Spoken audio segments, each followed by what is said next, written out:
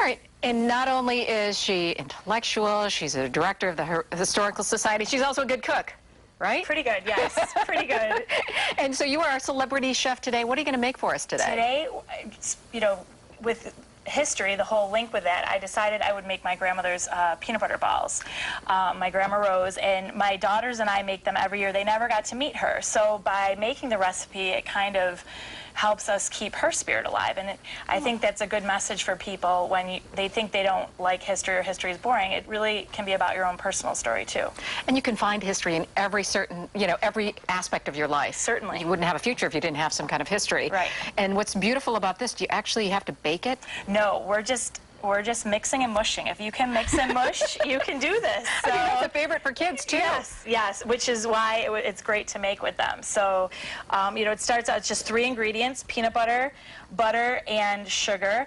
And I think I provided the recipe. Normally it makes an enormous amount of peanut butter balls, but I cut it back today, so I did half. Just half a pound of butter, a pound of peanut butter, and 2 pounds of sugar. All right, do we have the ingredient list? Do we even need the ingredient list for this? We also need some chocolate to dip? Yes, you need the melting wafers, which I did bring because I don't know if everybody's familiar, but these melting wafers, you can get them, Tops has them. Now, if you didn't have the wafers and you just had, let's say, some chocolate chips? You can use chocolate chips, but I've had better experience with these. My grandmother actually did it with chocolate and paraffin wax, which I was like, I tried, the first time I made them. Too waxy. Too waxy. They were more like candles than peanut butter balls, so. We'll avoid that. Yes, so this I find is a nice combo, and it hardens pretty quickly, so it just works better. I have done it with, but it's also semi-sweet, so not everybody, this is milk chocolate, and the kids tend to like it better. I would too. All right, well, so we'll be back, and we're going to put it together. We're going to mush it together when we come back. Hey, think quick.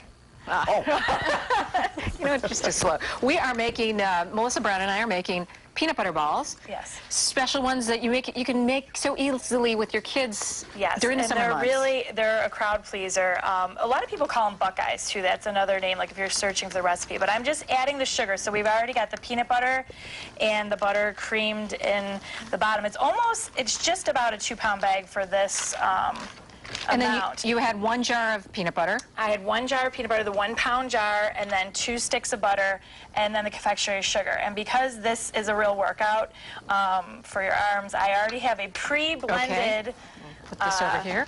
Dough ball. So then after you mix it to a pretty solid consistency, then you just want to roll them to about the size, a little bit bigger than a quarter, but not quite a half. And the beauty of this in the summer is that you don't have to turn the oven on to make these sweets. Yes, it is. And you can also freeze them so they can be put away, and when you have company, you can just pull them out, you know, when you need them. Let's talk more about the Historical Society. Sure. First of all, you are, I believe, the youngest director ever appointed? Yes, I believe so, and I'm the second female. We had an interim director before myself, Cynthia Canitas, who was there for the last 4 years. But it's neat. I have the same, from the first segment, my office is the same office that the first director was in. My door opens with a skeleton key, which is kind of cool. So I love the museum. I'm not new to the organization, though. I've been with the museum for about 13 years. And you are actually bringing it along. I mean, there are a lot of interesting things that people wouldn't think of to go to the Historical Society. Yes, we've opened up 2 new exhibits in the past year that have been really well received. The Fact, Fiction, and Spectacle, The Trial of Red Jacket, which features our Red Jacket painting. And then we just recently reopened our Pioneer Gallery, which has always been a crowd favorite, but we've just spruced it up. It hadn't been changed since 1938, so it was time. We had historic dust in there, which wasn't a good thing. All right. We are going to continue just rolling the peanut butter balls, and when we come back, we'll finish it up, and then you have a great second helping, too. Sure do. Next time. All right. Back to you guys. Thank you, Melissa. Okay, I'm with Melissa Brown from the Historic Society, and we are making peanut butter balls. It is taking all my restraint not to dip my finger in this. Look at this. She just melted the chocolate. You put it on a double boiler. You had the little... If you have one. I don't have a double boiler, so I've always done it with just like a low frying pan, put a little bit of water, but I'll tell you, the first time I made these, I got water in the chocolate, which is a no-no, and it turns into an awful conglomeration. Oh, it's terrible. So you have to throw that out and throw it out. So it's really, even a little bit of water can really affect it. So even a lot of steam. So then once you have it melted, melted, then I just dip them using, well, I usually use a toothpick, but I forgot I had these skewers, so. I'm just going to try it and eat it right away because I love hot chocolate. It's like fondue. It is. You know what? Let's, I'm not sure if we can actually take a picture, take a photo. Well, wait. These are photographs of your grandmothers. Yes. Correct? Now, who is this one? The larger photo is my that? Grandma Rose, and she is the one who, this is her recipe, and these are actually her recipe cards. So when I make these with my kids, I usually talk about them because both of my grandmothers have passed. And then my Grandma Bert, I have a piece of her today, too, because I'm wearing her apron from the 1950s. Yes, it's very Can you stand right in glamorous. front here so they can see? That is beautiful. It's got, here, step over right over here. There we go. It's almost like a not Lamea. something I wear every day, but certainly my mom remembers her wearing it at Christmas time, and she was a very festive person, so I can... This is delicious.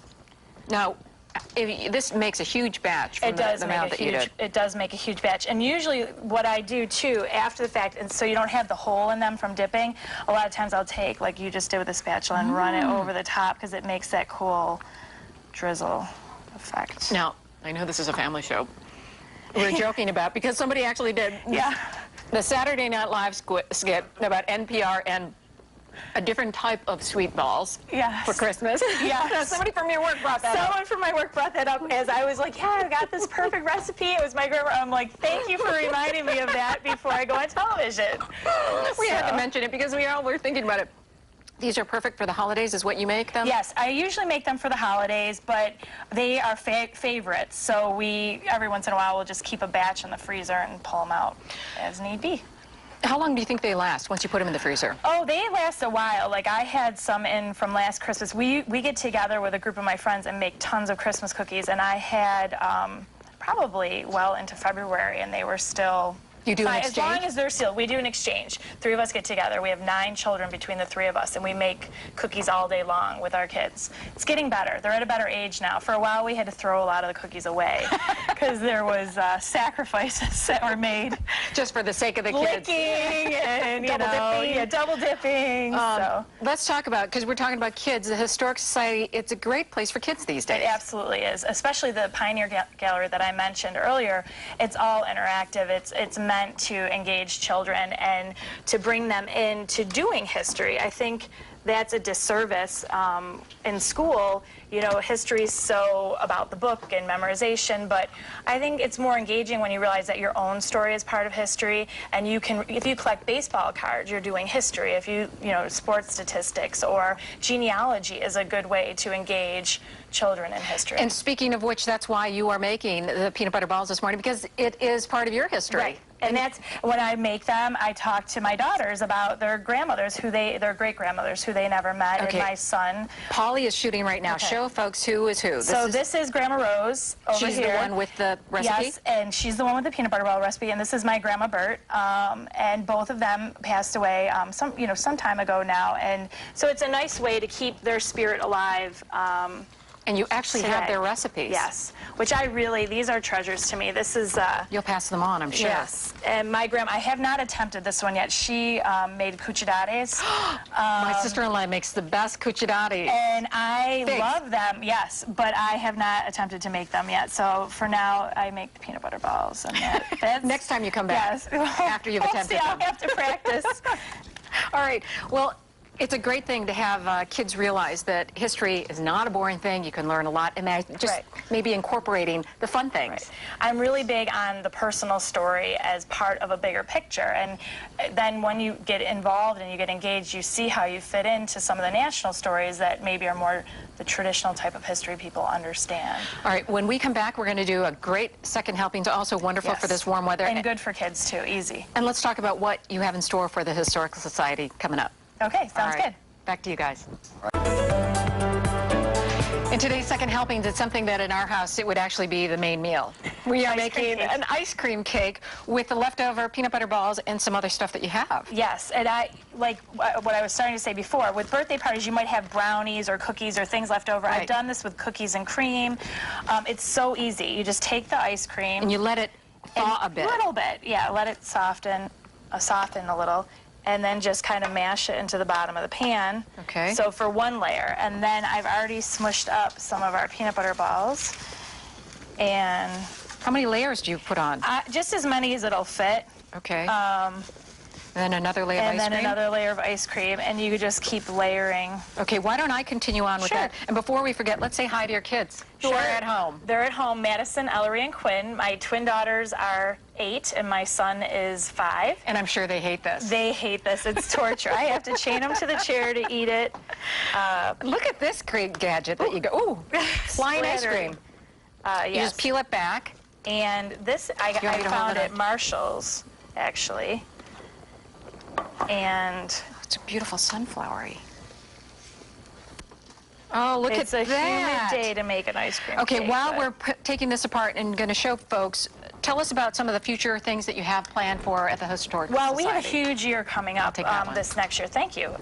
It's our 150th year with the Albright Knox and the Science Museum. We were all founded in 1862 during the Civil War, actually, which is kind of interesting. And we will be doing a huge birthday party, and then in January we're unrolling a new brand, so a new look for the Historical Society after some years. We've had a New few. history. New history. Excellent. So we're excited about that. And then after our birthday year, we'll be looking forward to remembering 1812. We need you to come. Sure. Do you want me to go this way? All right, can we hold up your cake? Sure. So I basically, for this cake, just put brownies and the peanut butter balls in the middle of the center of the sunflower, and then it was a peanut butter vanilla ice cream. I'm going to love this. Yeah, it's tasty. Me and my It's fork in the back room. Not low fat, for sure. I didn't ask that, Yeah, did I? no. Melissa Now you Brown have to worry about it. from the Historical Society. Thank you so much for joining us. Thank we hope you. you come It was back a lot of fun. when you get the cucciadatis done. Okay, I'll try. All right, terrific. Back to you guys.